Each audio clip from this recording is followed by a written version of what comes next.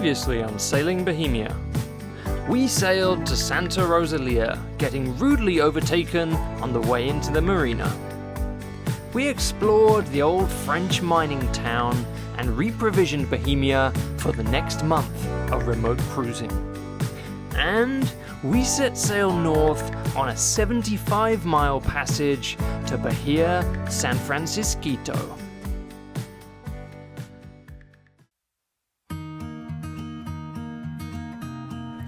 Bahia San Francisquito is a large bay with sandy beaches and a wide canyon. After 75 miles of inhospitable coastline north of Santa Rosalia, San Francisquito is a welcome stop and forms the gateway to the cruising grounds of the northern Sea of Cortez. The canyon is home to coyote and lynx, whose tracks can be found on the beach.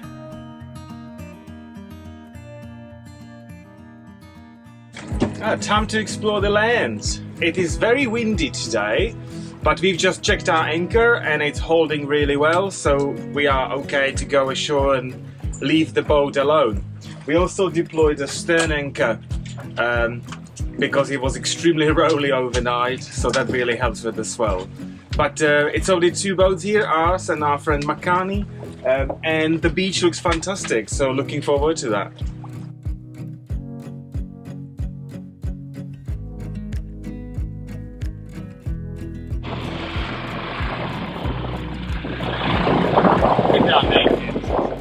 In hot countries, it's always advisable to announce your visit and not sneak up on fellow cruisers.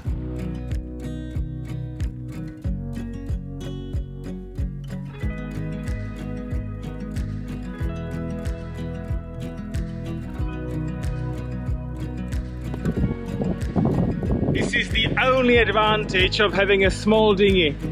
Easy and light to carry on the beach.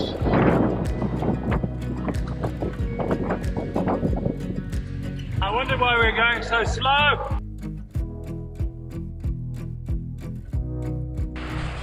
Hola chicos. Hola chicos. Good, good.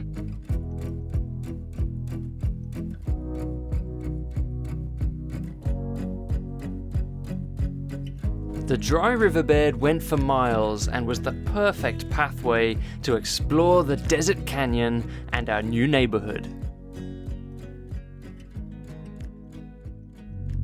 It wasn't until we turned to head back to the beach that we noticed something had been creeping up on us. Could be our first storm. Good job, we're going back. It's coming.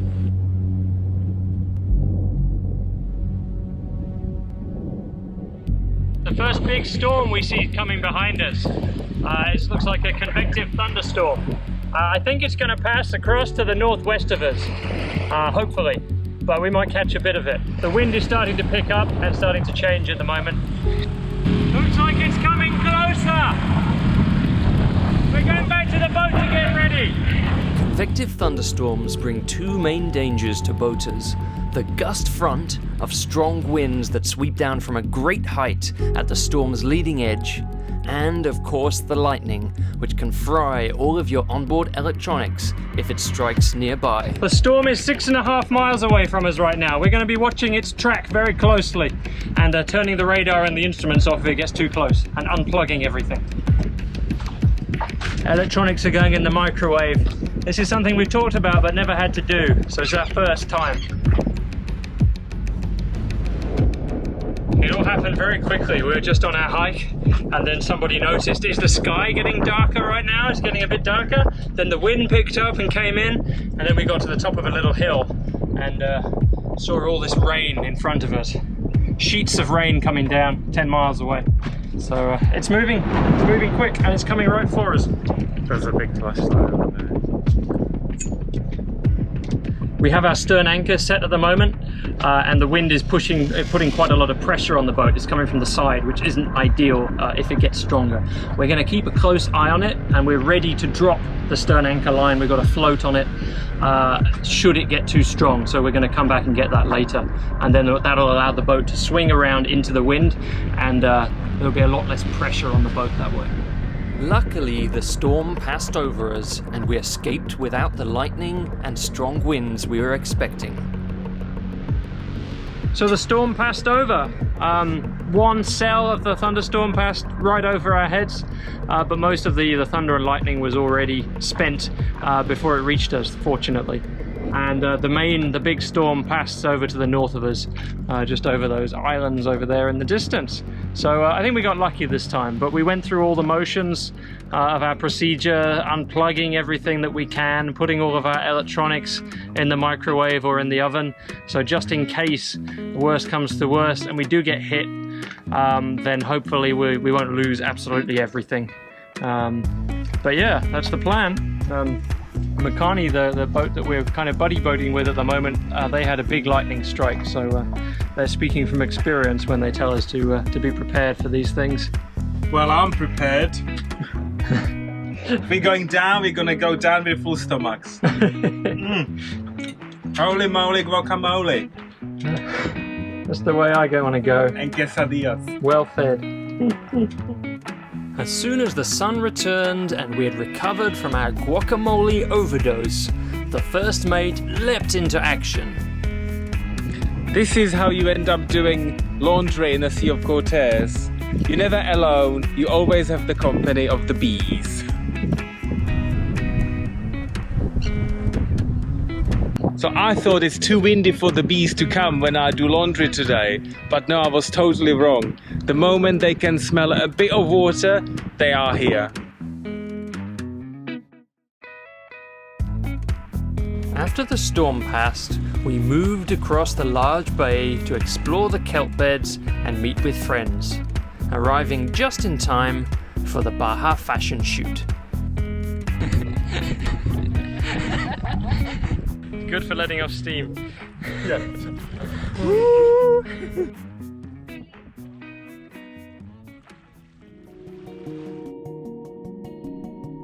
We couldn't resist exploring the sheltered waters between the kelp forest and the beach, and were surprised to find it was home to the largest number of stingrays we have seen.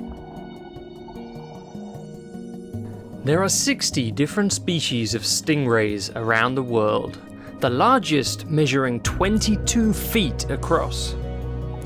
Stingrays are closely related to sharks, and like sharks, they rely on sensing the electrical impulses of their prey, rather than their vision when hunting. Rays are placid and peaceful towards people, but they can inflict painful wounds using the sting in their tail if they are threatened or accidentally stepped on, giving them something of a fearsome reputation. Cortez stingrays like these grow to only 10 inches across and feed on clams, shrimps, and mussels.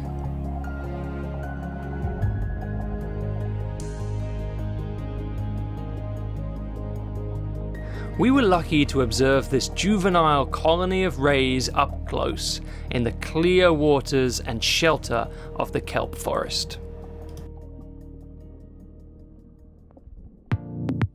With the sun about to set, we met on the beach with fellow cruisers to say goodbye to San Francisquito and give the day a good send-off.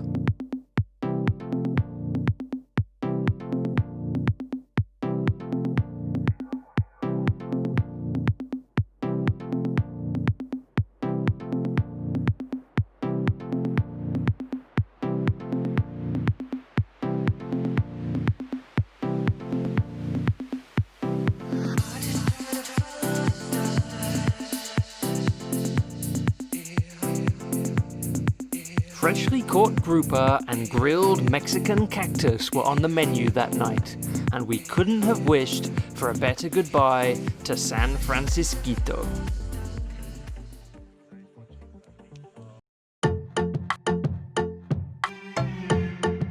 So we're on the road again. We're in search of cooler waters for when hurricane season rapidly approaches. It's safer to be in the colder waters because the hurricanes, in theory, shouldn't reach up here. We are going to the next cluster of islands in the Sea of Cortez called the Midriff Islands. And the island that we're headed for is called Isla Partida. It's a really nice small island, and there should be some great snorkeling and great wildlife to see. So looking forward to that. So I'm changing all my fishing lures. I kind of finished with the pink lure because all I ever caught with them was skipjack tuna. So I've moved on to my green lures, which it seems that they are more successful for the dorados. So I've got 3 lines out, they're all kind of greenish. So this is gonna be great test. This is a fantastic sail. We're just gliding effortlessly north today. It makes all the difference. We have some current with us and with the wind rather than against it, so the seas are fairly flat.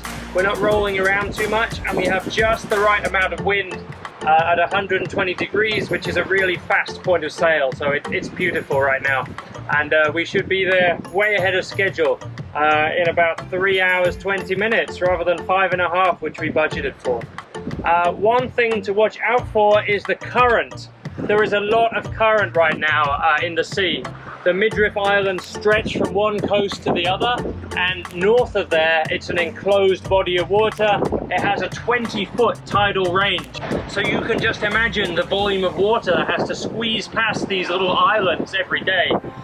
The tide is going to turn in 1 hour, and when it turns against this wind, the seas are going to get very steep.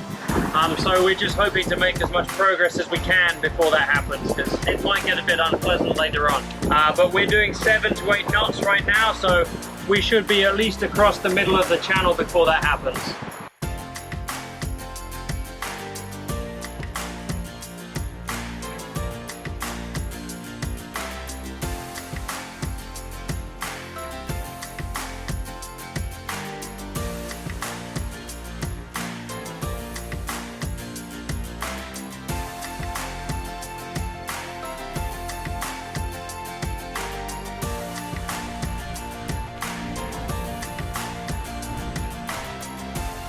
Woohoo! I made it! I finally caught my first mahi-mahi! Yay!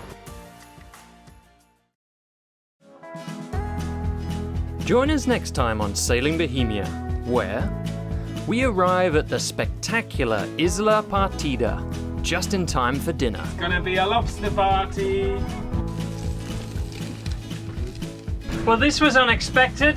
Our solar panel blows off in the gusty winds, and Because this is where the rocks are. we reach the most amazing destination, a flooded volcano on nearby Isla Ángel de la Guarda. So the anchor got stuck, the windlass just broke halfway. But not without some drama getting in. Close to there. Special thanks in this episode go to our newest patrons for their generous contributions to Bohemia's bar tab. Thank you to Eric from Portland, who sails on the Columbia River. And thank you to Jeremy and Courtney from Texas, who are planning their cruising retirement in the near future. Thank you so much, and here's to you. If you enjoyed this episode, then please don't forget to tell YouTube all about it by liking the video, leaving a comment, and subscribing to the channel. See you next time.